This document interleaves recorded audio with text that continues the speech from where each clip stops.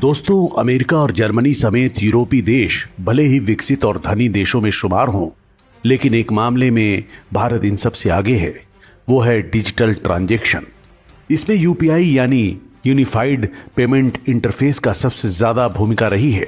UPI के जरिए बहुत आसान हो गया है। अब कुछ खरीदने के लिए कैश की नहीं, मोबाइल और इंटरनेट की जरूरत होती है। यूपीआई 2.0 में तो इंटरनेट के बिना भी पेमेंट हो रहा है। मतलब समय के साथ करेंसी और ट्रांजैक्शन का तरीका भी बदला है। भारत में हर दिन 22 करोड़ ऑनलाइन ट्रांजैक्शन होते हैं। इंडियन यूपीआई ने अपनी कई खूबियों के चलते इंटरनेशनल मार्केट में भी कमाल कर दिया है। अब यूपीआई पेमेंट को भारत ही नहीं, विदेशों में भी अपनाया जा रहा है। बताया जा रहा है कि जल्द ही ये फैसिलिटी 30 से ज्यादा देशों में उपलब्ध होगी। लेकिन दोस्तों, आपको जानकर हैरानी होगी कि अमेरिका में यूपीआई का विरोध किया जा रहा है और कई ऐसे प्लेयर्स हैं जो यूपीआई को अमेरिका के अलावा दूसरे देशों से भी दूर रखना चाहते हैं। ऐसे में सवाल उठता है कि आखिर क्या वजह है कि अमेरिका यूपीआई का विरोध कर रहा है और उसकी ग्रोथ से चिढ़ रहा है। तो चलिए इस वीडियो में हम इसी बारे में जानते हैं। तो दोस्तों, आप ये वीडियो बिना स्किप किए अंत तक जरूर देखिएगा। दोस्तों, भारत डिजिटल पेमेंट सिस्टम में जिस तेजी से आगे बढ़ रहा है, उसके मुकाबले विकसित देश बहुत पीछे दिख रहे हैं। कोरोना महामारी में भारत के मजबूत डिजिटल सिस्टम ने बिना किसी खामी के भारतीय लाभार्थियों तक सही तरीके से और तेजी से मदद पहुंचाने में अहम भूमिका निभाई है। साल 2021 के आंकड़े बताते हैं कि global real time online transaction में अकेले भारत की हिस्सेदारी 40% है। 2021 में भारत ने 48.60 अरब रियल टाइम ऑनलाइन ट्रांजैक्शन किए, जो चीन से 2.6 गुना ज्यादा हैं।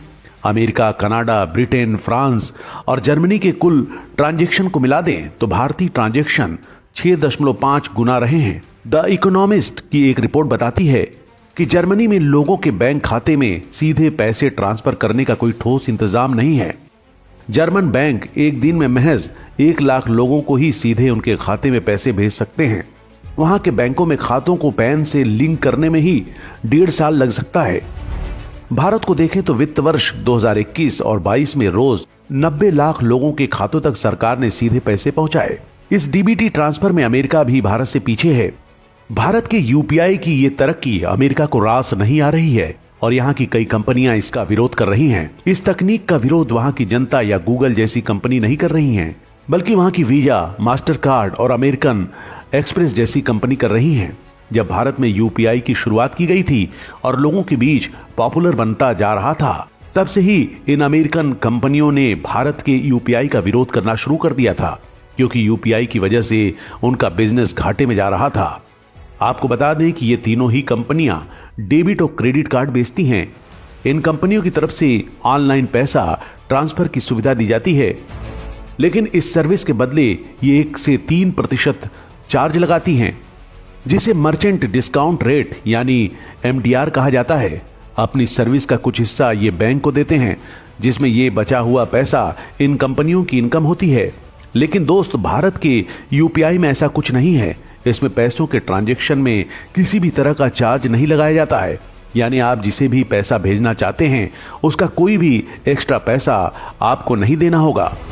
यूपीआई की यही सुविधा उसे पॉपुलर बना रही है। लेकिन यहाँ आपके मन में ये सवाल भी खड़ा हो रहा होगा कि जब पैसा ट्रांजैक्शन का कोई चार्ज नहीं लगता, यानी आप जिसे भी पैसा भेजना चाहते हैं उसका कोई भी एक्स्ट्रा पैसा आपको नहीं देना होगा। यूपीआई की यही सुविधा उसे पॉपुलर बना रही है। लेकिन यहाँ आपके मन में ये सवाल भी खड़ा हो रहा होगा कि जब पैसा ट्रांजैक्शन का कोई चार्ज नहीं लगता तो क्या बैंकों को नुकसान नहीं हो रहा होगा, क्योंकि पहले उन्हें एमडीआर का कुछ हिस्सा तो मिलता ही था और अब वो मिलना बंद हो गया है।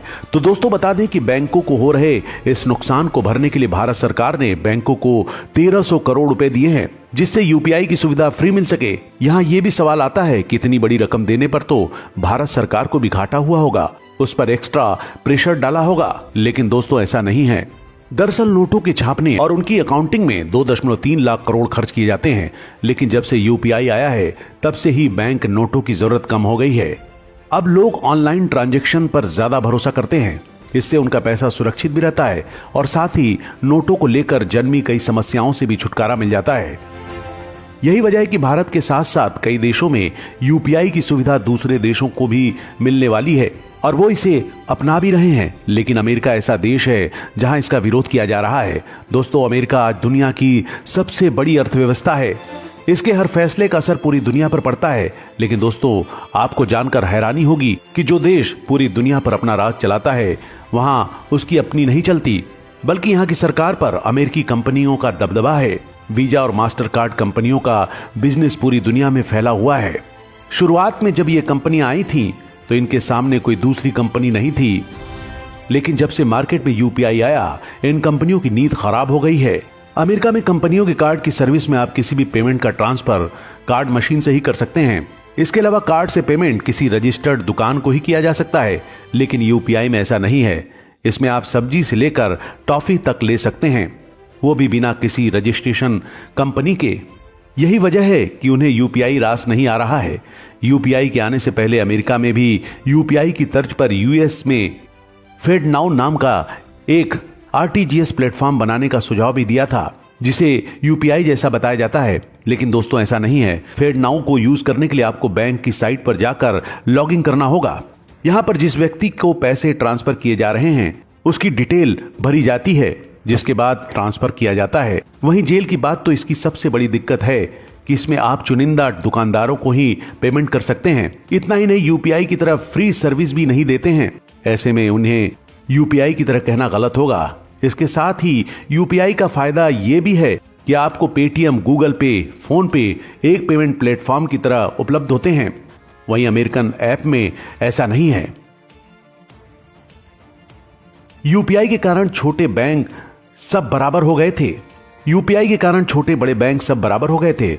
अब कस्टमर को यह डर खत्म हो गया है कि उनका खाता छोटे या कम पॉपुलर बैंक में है तो उसके साइट स्लो या हैंग हो जाएगी, या फिर किसी बैंक की किसी सर्विस में कमी हो जाएगी।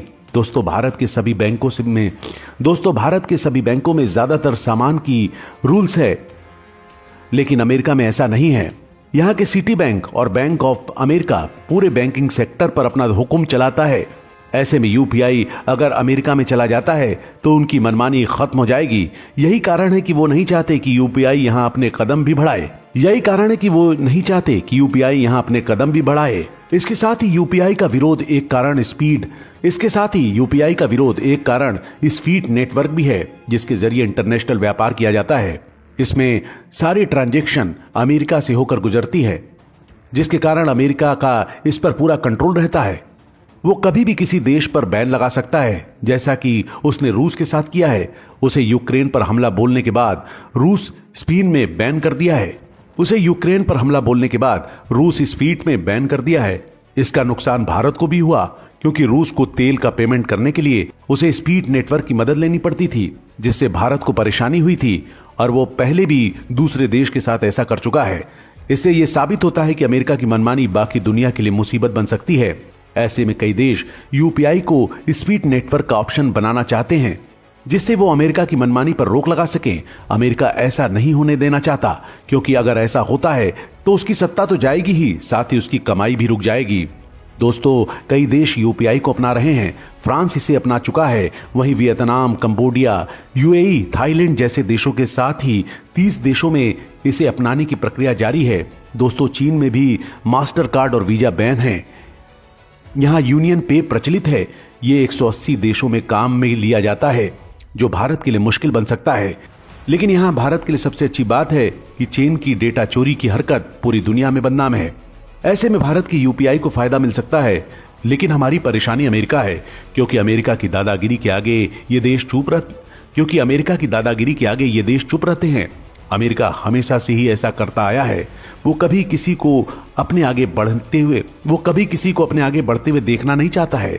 लेकिन यहाँ भारत को कोशिश करनी होगी। पूरी दुनिया को यह समझना होगा कि अमेरिका को यह ताकत उसे स्पीड नेटवर्क और डॉलर ने दी है। अगर इस पर अमेरिका की मनमानी रुक जाएगी तो उसे मात देना आसान हो जाएगा, और फिर स्पीड जेट से नेटवर्क की जगह यूपीआई होगा।